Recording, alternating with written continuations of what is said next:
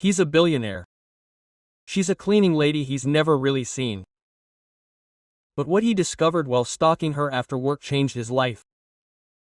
Tell us in the comments where you're watching this story. And consider this. Are you sure you know who lurks in the shadows of your world? Michael Raines, billionaire and founder of the Silverstream Investments empire, built his life on one principle: control.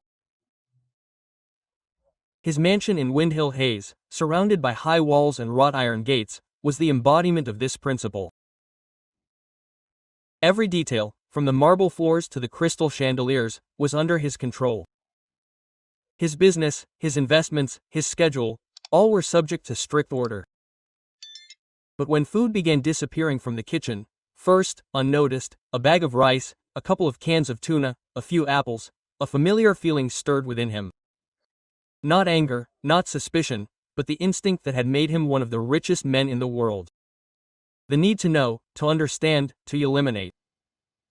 At first, Michael thought it was a mistake. Perhaps Chef Frank, whose dishes were as impeccable as his notes, had forgotten to mark the ingredients. Or one of the staff was sharing the food. But something didn't add up. Michael didn't believe in coincidences, and his house was a machine where everything ran like clockwork. He decided to find out the truth himself. He didn't call security or check the security footage. Instead, on a Friday night, he parked 3 blocks from the house, in a black sedan with its headlights off. Hidden in the shadow of an old oak tree, he watched the gate, waiting for someone to reveal themselves. He didn't expect it to be Eliza. Eliza Thompson had worked as a maid in Michael's house for 6 years. Quiet, almost invisible. She blended into the decor, like the furniture or the paintings on the walls. She left through the back door, carrying 2 heavy bags. Michael felt a sting, not of betrayal, but of realization. He'd never really noticed her. She was part of a system. She arrived at 7 a.m., left at 6 p.m., polishing floors, cleaning silver. He knew her schedule, but nothing about her life. Michael followed her. Eliza boarded the subway at Greenwood Station. Her figure flitted through the crowd. He hadn't ridden public transportation since college, and now every jolt of the car, every smell of sweat and metal seemed foreign to him. Eliza didn't look back. Her steps were confident, her face focused. He kept his distance until she entered an old apartment building in the Shady Row neighborhood. The walls were peeling, but the building was inhabited. Children played in the yard. Music wafted from the open windows. Someone laughed loudly. Eliza climbed to the 3rd floor. Her gait slowed, as if each step were an effort. Michael saw her wince, touching the small of her back, but she kept walking. Through the thin apartment door, he heard her voice, soft, warm, not at all like the one she'd used when she'd reported on the carpet cleaning. And then another voice, childish, weak, with a rasp. "Mom, the doctor said the tests are worse, the medication is short again." Eliza answered immediately. Her tone was calm but firm. "Don't worry, Oliver, we'll get through this." As always, Michael froze. His mind tried to process what he'd just heard. The medication was missing. The bags of food, the missing pills from his bathroom cabinet. It all came together. This wasn't stealing, this was survival. He left before anyone noticed, feeling something new tightening in his chest. Not shame, not pity, but resignation. The next morning, Michael sat at breakfast, staring at the coffee, steam rising in thin spirals. Eliza moved around the kitchen as always, silently, efficiently, invisibly. But now he looked at her, noticed the tremor in her hands as she placed a plate in front of him, saw the shadows under her eyes, not from fatigue, but from a burden that wouldn't let go. He wanted to speak, to ask about yesterday, about Oliver, about the medication, but the words stuck. How to start a conversation after 6 years of silence. Instead, he watched, remembered. Eliza was never late, never complained, never asked for a raise, never asked for days off. Michael knew everything about her work and nothing about her life. And she knew everything about him. What shirts he preferred, what coffee he drank, what books he left half-read on the table. That night, he returned to her house not out of suspicion, not out of curiosity, but out of something else, something he couldn't yet name. He stood in the dark hallway, listening to Eliza talk to her son. "Mom, what if the pills run out?" Oliver's voice trembled. "We'll find a way, honey. We always do," she replied. And Michael heard her voice crack, as if she were trying hard not to cry. On Saturday, he followed her again, but this time, Eliza didn't go home. Carrying a box of tattered books, she headed to a small community center in Brixton. The building was old, with graffiti on the walls and a rickety fence. Eliza walked in and was immediately surrounded by children. A dozen, maybe more. They shouted her name, hugged her, pulled at her hands. She smiled, and that smile transformed her. She began to read aloud. Her voice was clear, confident, alive. The Eliza Michael knew as the maid was gone. Before him stood another woman, a leader, a mentor. A light shared where most would be afraid to enter. Michael leaned against the wall, stunned. Eliza, who cleaned his windows and folded his towel, ran a free reading group for children, using her books, her time, her energy, without support, without praise, without recognition. And he condemned her for the lost food. Something inside him twisted. It wasn't pity, it was admiration, pure, genuine, forcing him to rethink everything he knew about people, about life, about himself. The following Monday, Michael canceled all his meetings. For the first time in years, he called his assistant, Lucas, and said he was sick. It seemed foolish for a man who never missed a day, but the idea of sitting in an office, discussing stocks and contracts, seemed absurd. He wandered the city, to places he hadn't seen in decades. The markets on Coblin Lane, narrow alleys covered in graffiti, small cafes with worn chairs. It was the same city that had made him rich, but he didn't know its true face. Everywhere he saw people. No clients, no partners, just people going about their lives. They didn't need his money or his name. They needed to be noticed. A few days later, he drove to the clinic on Hartford Avenue where Eliza had taken Oliver. He waited outside, standing by an old lamppost. Eliza came in, supporting her son, a thin man with pale skin and dark circles under his eyes. She whispered something to him, adjusting his jacket. Michael saw her talking to the receptionist. Her voice was quiet, pleading. "Please, can I split the payment? I don't have the full amount." The answer was curt. "Sorry, miss, we can't dispense the medicine without full payment." Michael stepped forward without thinking. "Let me speak to Dr. Wilson." Eliza turned. Her eyes met his. There was no anger or surprise in them, only weary disappointment. Michael knew Dr. Wilson. He owed him a favor or two back. He explained the situation without going into detail, simply asking for help. When Eliza left the office, she stopped in front of him. "Were you following me again?" she said. Her voice was even, but there was a hint of steel in it. "Yes," Michael admitted. "First out of suspicion, then out of curiosity. And now I don't know myself." Quote, "Eliza, why?" She crossed her arms. Her gaze was direct. "I wanted to understand. At first I thought you were stealing, then I saw you were struggling, and now I just want to help." She shook her head. "We don't need your help." "I know, but I want to offer it. Not out of pity, but out of respect." Her eyes narrowed. She was silent, as if weighing his words. Then she nodded, not smiling, but with something resembling agreement. "We are not a charitable case. You're right. You are stronger than anyone I know, that's why I'm here."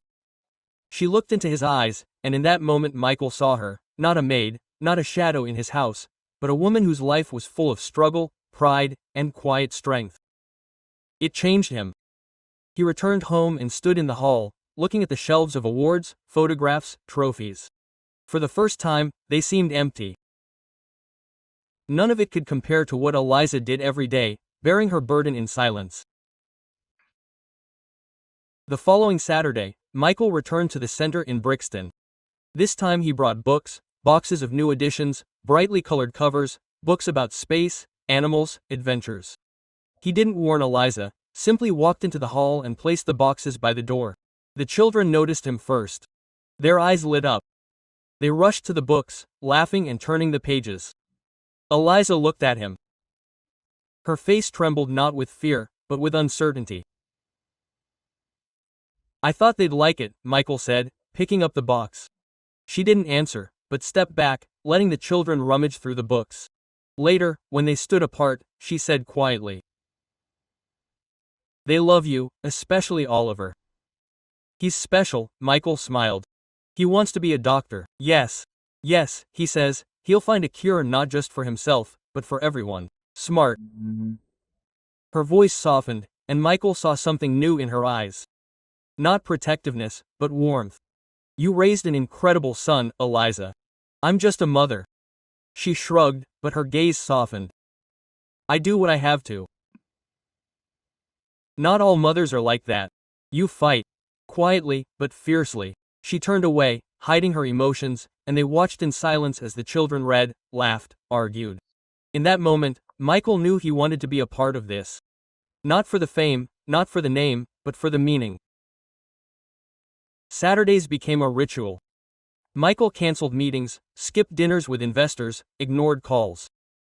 His employees whispered, someone thought he was into golf, someone else thought he was having an affair. He didn't explain. Not because it was a secret, but because it was too personal.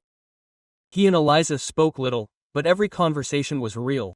About books, about children, about life. Her son, Oliver, sometimes sat next to him, reading slowly, running his finger along the lines. One day, he asked, "Mr. Michael, can I really be a doctor?" Michael looked into his eyes. "You're already a doctor, Oliver, here." He touched his chest. "And if your heart is even half as strong as your mother's, you will change the world." Oliver smiled, and that smile stayed with Michael for a long time. But not everyone was happy about his change. His niece, Laura, whom he raised after the death of his sister, noticed that he had changed. She burst into his office one evening. Her eyes blazed with irritation. "What's wrong with you, Michael? You skip meetings, give money to programs with no real benefit. People say, you're losing your touch." "Maybe I'm finding something better?" he replied calmly. "What?" Her Eliza, quote. She spat out the name as if it burned her tongue. "She's your maid, Michael. Her name is Eliza, and this isn't about her, it's about me." Quote. Laura snorted. "If you want to play savior, do it quietly. Don't destroy everything we've built." Michael looked at her. "You mean an empire, control." "That's not what I need, Laura." Quote. She left, slamming the door, but her words hurt him. Not because she was right, but because he saw how far he had come from who he was. His life, his success. It was all built on the fear of losing control. Now he was learning to build on something else, on presence, on trust. One night, Eliza called. Her voice was quiet, almost broken. "Michael, Oliver has complications. The tests, they're not good. Can you come?" He was at the clinic in half an hour. Quote. Eliza stood by her son's bed. Her hands were clenched so hard his knuckles turned white. Oliver was asleep, hooked up to machines. His face was pale but calm. Michael spoke with Dr. Wilson. He showed him the images and explained the risks.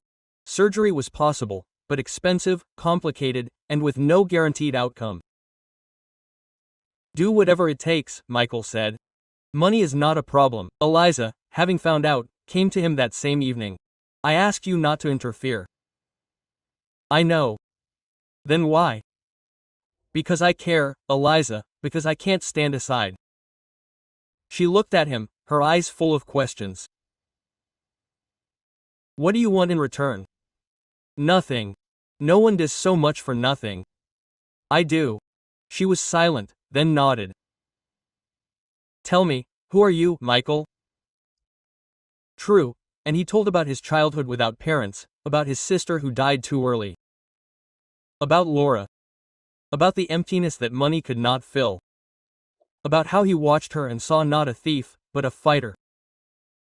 About how her strength made him want to be better.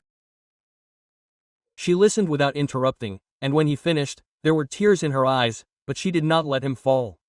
Quote, "Go away, Michael," she said quietly. "I will leave, but know that I do not pity you. I admire you and I will not disappear." She did not answer, but did not stop him. That was enough. The next day, Michael received a letter from Oliver, written in uneven handwriting. "Dear Michael, thank you for being different. Thank you for seeing us. I don't know what will happen with the operation, but I'm glad you are with us. You made Mom smile, and that rarely happens." Michael cried, which he had not done in years, and prayed, although he did not believe in God, because for the first time in his life, money could not solve everything. The day of the operation was cold. The sky was covered with gray clouds. Michael himself drove them to the hospital. Eliza sat in front. Her hands lay on her lap, motionless, as if carved from stone. Oliver hummed something softly behind him, perhaps to drive away fear. Everything moved quickly in the hospital. Signatures, documents, nurses. When the time came, they walked him to the operating room doors. Eliza kissed his forehead, whispered something. Oliver, he turned to Michael. Quote, "Michael, if I wake up, bring me a book about space. The biggest one," he promised, "about Mars and more." "Cool," Oliver smiled, and they took him away. They waited in silence. Every ring of the bell, every step in the hallway made them flinch. Eliza sat looking at the floor. Michael was next to her, not knowing what to say.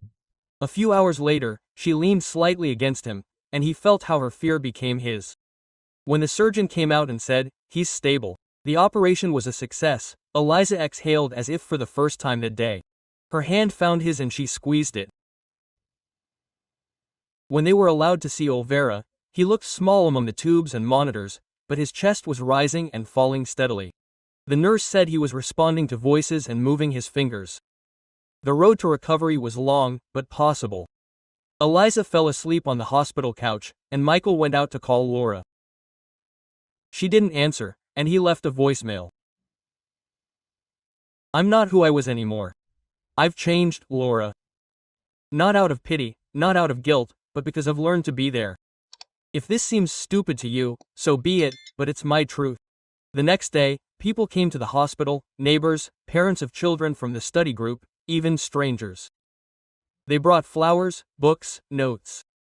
Someone found out about Oliver, about Eliza, and wanted to help, but Michael had already received more than he could dream of: purpose. He built an empire on control, but the true value of life was shown to him by a woman surviving on the edge, and a boy whose dreams were stronger than their illness. This story isn't about money or charity. It's about the ability to see, about choosing to remain blind or finally see those around you. If this text touched you, like and share it, because sometimes the world changes not from loud words, but from a quiet question: what if I was wrong? Quote,